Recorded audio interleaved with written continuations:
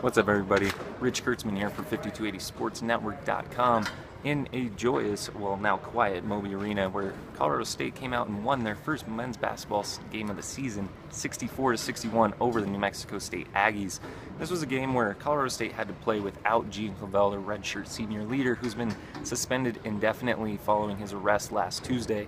And Larry Eustace, after the game, he was in a good mood. Larry, this wasn't the first game of the season for him. He was in mid-season form, making jokes, making all of us in the media laugh like he always does, and rambling on like he always does, but he always gives good answers, which is one of the reasons why I love covering him. And he said, I was really proud of all of our young players tonight, and there were a lot of them to be happy with. Braden Koliker, new JUCO transfer, Shea Bob, those were two that led the Rams to this victory tonight. Koliker, the sophomore, he took a 2-year mission trip with the Church of Jesus Christ of the Latter-day Saints, has been touted for his maturity by Larry Eustace, and he showed a little bit of that leadership tonight. And he said, Koliker, himself, that he learned that leadership during that mission trip. When people's parents aren't around, he had to step up and be a leader for his friends who were also part of the church, and now he's acting as a leader for this basketball team. He led the team, speaking of being a leader, with 21 points, and he made 13 of 15 shots from the free throw line. Koliker, he was like a poor man's J.J. Avila, and he's a great passer, Larry Eustace said, which we saw a little bit of. He's a solid shooter. He was confident, and he said that playing in the exhibition game last Tuesday night was a way for him to kind of shake the rust off and shake some of those nerves off. And we saw him play to his full potential tonight. 21 points, he had 9 rebounds as well to lead the team.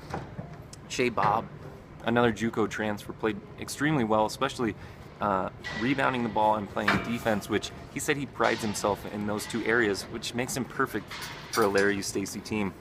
And then, Colorado State started this game out down for most of the first half, and then they were able to finally take the lead early in the second half by attacking the rim. I asked Larry Eustace after the game, did you guys make a concerted effort to attack the rim? He said yes, they did. Shea Bob said that they made an emphasis as well to attack the rim.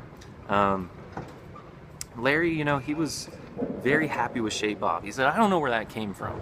He said, quote, he's the one that jumps out in my mind. He'll really improve between games, speaking of Bob. And I think Bob really impressed Larry Eustace tonight, and so did the defense overall. Larry was talking about playing zone, playing full court press, doing all kinds of different defense. He said these guys that he sent out there as his starters are able to defend all 5 positions, and he may be able to do that as the season goes on. He's excited that they were able to win this game, even though it was ugly, which it certainly was, 64-61. New Mexico State almost came down and tied the game with a huge 3 at the end, but Koliker's key free throws down the stretch were huge.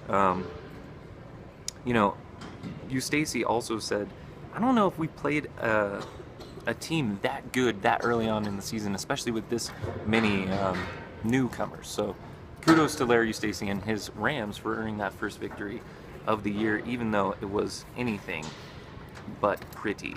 Colorado State, they won the rebounding battle 47-35.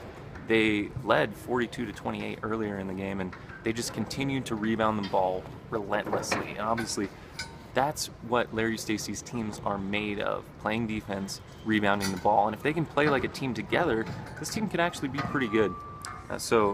Without Gene Clavell, it was an ugly win, but a win. So Colorado State will take the floor again on Wednesday, looking to continue their winning ways. But Larry Eustace and Ram fans have to be happy, at least the 2,000 that showed up here today during the Broncos game. So we're hoping for better crowds as the season goes on, and obviously the Broncos aren't playing. That's it for me here at Moby Arena. I'm Rich Kurtzman for 5280 Sportsnet. Thank you.